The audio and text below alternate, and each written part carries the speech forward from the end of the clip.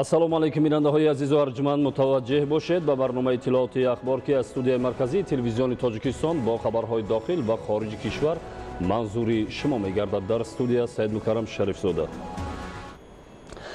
сафари расмии сарвазири ҷумҳурии Корея Ли Нак Йон дар ҷумҳурии Тоҷикистон анҷом ёфт. Субҳи имрӯз меҳмони олиқадрро дар фародгоҳи байналмилалии душанбе муовини сарвазири ҷумҳурии Тоҷикистон Азим Иброҳим ва дигар шахсони расмӣ гусел намуданд. ёдовар мешавем ки дар ҷараёни сафари расмӣ асосгузори сулҳу ваҳдати миллӣ пешвои миллат президенти ҷумҳурии Тоҷикистон муҳтарам Эмомалӣ Раҳмон бо сарвазири ҷумҳурии Корея Ли Нак Йон мулоқот намуда, инчунин музокироти ҳайатҳои ҳукуматӣ бо роҳбарии сарвазири ҷумҳурии Тоҷикистон Қоҳир Расулзода ва сарвазири ҷумҳурии Корея Ли Нак Йон доир гардиданд. идоме барномаи ахбор. Филиали ширкати соҳамии Innovated Road Solutions Ltd дар ҷумҳурии Тоҷикистон бо мақсади рушди пардохти ғайринақдӣ ҳангоми гузариши воситаҳои нақлиёт аз тариқи плазаҳои толингии филиали ширкат тадбирҳои заруриро амалӣ месозад. гузориши хабарнигорони мо. филиали ширкати саҳомии Innovative Road Solutions Ltd дар ҷумҳурии Тоҷикистон фаъолияташро ҷиҳати зиёд намудани пардохти ғайринақдӣ ҳангоми гузариши воситаҳои нақлиёт аз тариқи плазаҳои толингии филиали ширкат тавсия бахшид. гузарондани корҳои фаҳмондадиҳӣ, пешниҳоди кортҳои электронӣ ва зиёд намудани хатсайрҳои экспресс аз корҳое дар робита ба ин масъала амалишуда ба ҳисоб мераванд. истифодаи кортҳои электронии филиали ширкат бартариҳои зиёд дорад. аввалан он воситаи хеле мусоиди баҳравар гаштан аз хизматрасониҳои пешниҳоднамудаи филиали ширкат ба ҳисоб меравад. сониян ин омил то андозае ба коҳиш ёфтани пули нақд дар гардиш ки аз лиҳози иқтисодӣ хеле муҳим аст боис мегардад.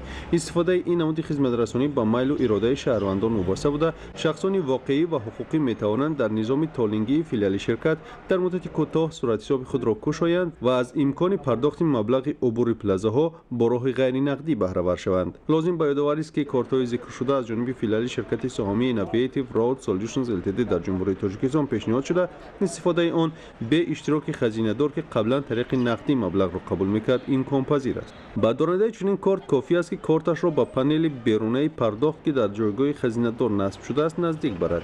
таҷҳизоти замонавии насбшуда фавран ба кор даромада, маблағи пешбинишударо гирифта, роҳ барои гузариши воситаи нақлиёт кушода мешавад. истифодаи чунин кор дар баробари бартариҳои зикршуда ҳамчунин замина фароҳам меорад ки тамбашавии автомобилҳо дар плазаҳои толингӣ умуман аз байн равад, зеро суръати хизматрасонӣ ба маротиб афзуда, сифати он беҳбуд меёбад. хотиррасон бояд кард ки кушодани суръатҳисоб ва гирифтани корт осон ва дар муддати кӯтоҳ имконпазир буда, шаҳрвандонро мебояд нусхаи шиноснома, нусхаи рақами мушаххаси андозсупоранда, нусхаи шиносномаи техникии автомобил, нусхаи ваколатномаро агар воситаи нақлиёт таҳти соҳибияти дигар шахс бошад пешниҳод намояд. пардохти ғайринақдӣ ба маънои томаш кӯмакрасони беминнати ронандагон аст, ба шарте ки моҳияти он дарк гардаду ин раванд дар сатҳи хубу сифати баланд роҳандозӣ шавад. дар ҷамоати деҳоти Балхобӣ ноҳияи Муъминобод роҳи деҳаи Тебалай баъди таъмири асосӣ мавриди истифода қарор дода шуд.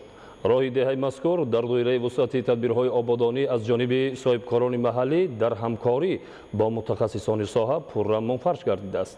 идомаи мавзӯъ дар гузориши Саидҷафари Маҳмадалӣ ва Хуршеди Нодирхон. дар деҳаи Тебалай ҷамоати деҳоти Балхобии ноҳияи Муъминобод ки чанд соли охир роҳу пулҳои аҳамияти маҳаллӣ дошта дар ҳолати таъмирталаб қарор дошт, дар доираи вусъати тадбирҳои ободониву созандагӣ бахшида ба истиқболи ҷашни 30-солагии истиқлолияти давлатии ҷумҳурии Тоҷикистон ва нақша чорабинии солҳои рушди деҳот бо ибтикори мақомоти иҷроии маҳаллӣ ва ҳокимияти давлатӣ аз ҷониби соҳибкори маҳаллӣ Ҳокимшод Ҷобиров ва ҳашари дастаҷамъонаи сокинон як пули аз офати табиӣ зарардида аз нав барқарор ва дар масофаи қариб 1.5 километр роҳи асосии деҳа пурра мунфарш карда шуд. таъмиру мунфарш кардани роҳи мазкур бо истифода аз техникаи муосири роҳсозӣ ва ҷалби мутахассисони муассисаи давлатии нигаҳдории роҳҳои минтақа сурат гирифта, дар ин давра новаҳои обгузари ду канори роҳ пурра аз нав сохта шуда, пояҳои фарсудаи симчӯбҳо низ бо пояҳои нави оҳану бетонӣ иваз карда шуданд. дар деҳаи Тебалай ҷамоати деҳоти Балхобӣ саҳми ин соҳибкори маҳаллӣ дар корҳои ободонӣ ва ҳалли мушкилоти иҷтимоии сокинон назаррас арзёбӣ карда мешавад, зеро бо иқдоми ин шахси ватандӯсту саховатпеша ва ҳашари дастаҷамъонаи аҳолӣ соли қабл قبل در نزد مؤسسه تعلیمی دهه بنای نوی بنگاه طبی بنیاد گردیده با کشیدن خط آب نوشاکی مشکلات دسترسی به آب تازه آشامیدنی از راه حل خش را پیدا نموده است. برای چنین عزم و تلاش‌های سازنده در آبادی و رشد دهات، صاحبکار محلی و مسئولین مؤسسه دولتی نگهداری راه‌های منطقه کلاب ولایت ختلان برای همکاری در تعمیر و منفرش کردن راه اساسی دهه با سپاسنامه مقامات اجرایی محلی و حکومت دولتی قدرشناسی کرده شد. در دهه تبلای طبق نقشه باید روزهای نزدیک کارهای چراغان‌کنی نیز انجام داده شود. در ناحیه مومن آباد چنین کارهای آبادانی با دستگیری مقامات اجرایی محلی و حکومت دولتی و صاحبکاران محلی در دیگر دهات ناحیه نیز ادامه داشته در دایره وسعت کارهای سازندگی از جمله تعمیر راه‌ها، ساختمان انشاءات ساحه اجتماعی و خدمت‌رسانی باید در دام 2 سال پیش آمد وضع اینفراساختار دهات بازم بهتر کرده شود که این روند با پیشرفت وضع اقتصادی و اجتماعی، بهتر شدن سطح و صفت روزگار ساکنان و از همه مهم رشد و ترقی دادن دهات کشور مساعدت خواهد کرد. ادامه برنامه اخبار. حکومت جمهوری تاجیکستان با مقصد رشد ساحه کارتوشکاپروری در ناحیه رشت برنامه‌های زیادی را عملی می‌نماید. سال روان با مقصد عملی شدن هدف‌های پیش بینی شده میدان کشت کارتوشکا به 1310 گکتار رسانده شد که نسبت به سال گذشته 110 گکتار زیاد میباشد. گزارشی دیگولی محمود. رشد ساحه کشاورزی به خصوص کارتوشکاکاری در ناحیه‌های کوهستان در تامین بازارهای کشورمان با محصولات خودی نقش ارزنده دارد. این است که همه ساله خواجگی‌های کارتوشکاکار با تخمی‌های خوش‌صفت تامین کرده می‌شوند تا بدین وسیله مساحت کارتوشکا و استحصال آن زیاد کرده شود. اگر سال گذشته میدان کشت کارتوشکای خواجگی‌های کشاورزی ناحیه رشت 1200 گکتار را تشکیل کرده باشد، پس این رقم در سال جاری باز هم بیشتر شده است. امسال ما با توصیه وزارت کشاورزی جمهوری تاجیکستان و اکادمی علم‌های کشاورزی جمهوری تاجیکستان 4 نمود کارتوشکا را در موضع‌های گوناگون ناحیه کشت نمودیم، از جمله کارتوشکای علادی، تاجیکستان، کاناسک 1 و اوداچ را کش کردیم که تا امروز نشنما در کشتارها خوب رفته است و باوری داریم که از هر یک گکتار که ما کش کردگیم زوده 300 سنتنری استحصال میکنیم. مساحت کشت کارتوشکا اساساً در حدود جماعت دهات هیچبارک از کالون، تگوبه، آبی مهنت و یسمن تا 300 سنتنری را از هر یک گکتار تشکیل می‌دهد. زیرا اقلیم این محل برای حاصلناکی و صفت کارتوشکا خیلی هم مساعد میباشد. این است که با توصیه عالمان ساحه کشاورزی در منطقه‌های ذکر گردیده تخمی‌های خوش‌صفت کاشته می‌شود تا دهقانان توانند حاصل فراوان کارتوشکا استحصال کنند. درآمدناکی کارتوشکا مثلا ما اگر در یک گکتار کارتوشکا 18,000 تا 20,000 خراجات نماییم، در وقت حاصل از 300 سنتنری گرفتن از یک گکتار ما 60,000 سومانی به دست میاریم که از این خراجاتش این 18,000 مینوس کنیم 42,000 سومانی فایده صاف به دست میاره. در ناحیه رشت 18 عدد کانال موجود بوده. همه ساله در موسم آبیاری مساحت 3500 گکتار زمین‌های کشاونده باید با آب پوره تامین کرده شود. اما از سبب تعمیر طلب بودن کانال‌ها همگی 1500 گکتار زمین آبیاری می‌شود و خلاص. با جا آوردن قاعده‌های اگرتکنیکی و نگاهبین قطعه‌های کارتوشکازار از مهنت پرمحصول دهقانان شهادت می‌دهد که سال جاری حاصل فراوان محصولات کشاورزی استحصال خواهند کرد. ایدیگولی محمود، دادرجان میرزازاده، برای برنامه اخبار از ناحیه رشت.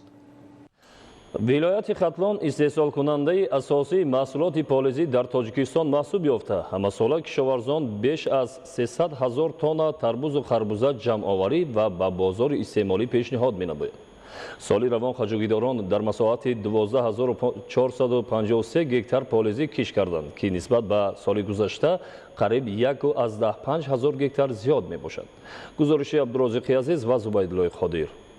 پالزی همچون انواع غذایی شیرین در بیشتر ناحیه‌های ولایت ختلان کشت و پرورش کرده می شود. کشاورزان ولایت خود را در استحصال تربوز و خربوزه شیرین موفق می دانند، زیرا محصول دستان آنها فراوانی بازارهای داخل جمهوری را تأمین می کند.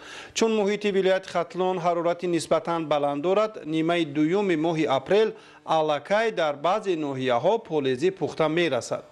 کشاورزان ولایت ختلان سال 2019 در میدان 12453 گکتار мувофиқи маълумотҳои 4 кишоварз ки ба ҳолати 1 июл ҷамъбаст кардааст дар майдони 12453 гектар полезиҳо кишт намуданд. полези бештар дар ноҳияҳои ҷайҳун, панҷ, шаҳри Туз, Қубудиён, ноҳияи ба номи Носири Хусрав, Кушониён, Вахш, ноҳияи ба номи Ҷалолиддини Балхӣ, Ёвон ва ноҳияи ба номи Абдураҳмони Ҷомӣ истеҳсол карда мешавад.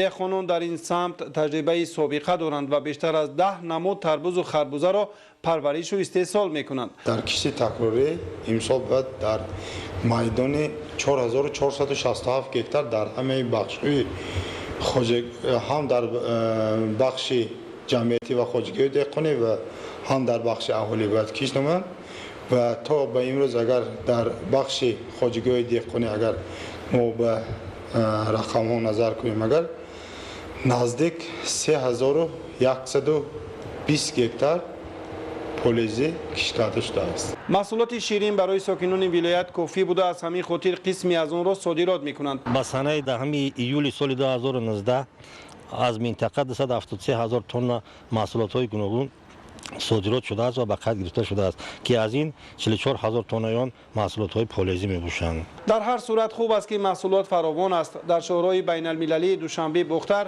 انواع غذایی با نرخ‌های دسترس پیشکش ساکنان و مهمانان گردانیده می شود. در همکاری با عالمان ساحه کشاورزی نوهای به محیط گرمی تاب‌آور استحصال می شود و هم محصولات شیرینی از جهت اکولوژی تازه و بی‌ضرر استحصال شده در شرایط اعضای فعال سازمان عمومی جهانی سودا بودن جمهوری تاجیکستان می تواند که رقابتناک و معرفی‌گری کشور تاجیکستان باشد. تدبیرهای عملی نموده حکومت جمهوری تاجیکستان در مورد استفاده عاقلانه زمین و از هر یک قطعه آن گرفتن 2-3 حاصل باعث بهداشت روزگار خواجگیداران و قناعت بازار داخلی و تحکیم اقتدار صادراتی می‌گردد. گزارش خبرنگاران ما از ولایت سوخت.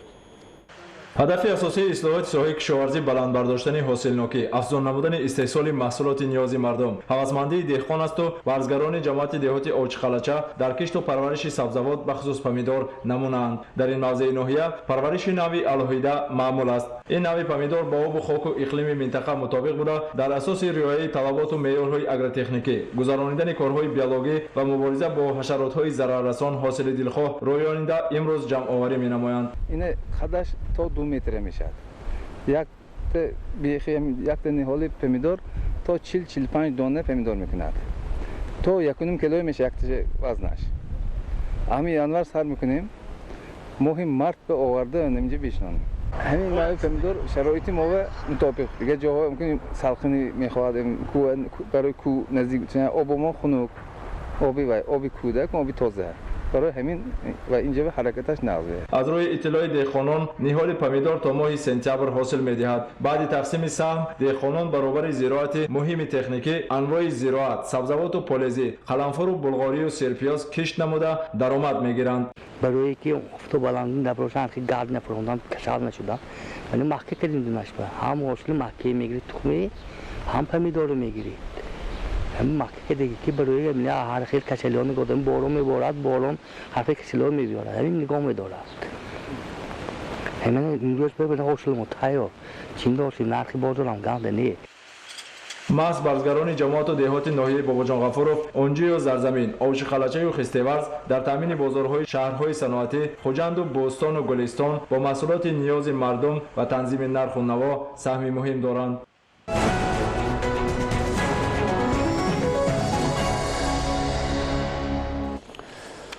тамошобинони азизу арҷуманд, ин буд барномаи иттилооти ахбор. хайртан сеҳату хонобод бошед.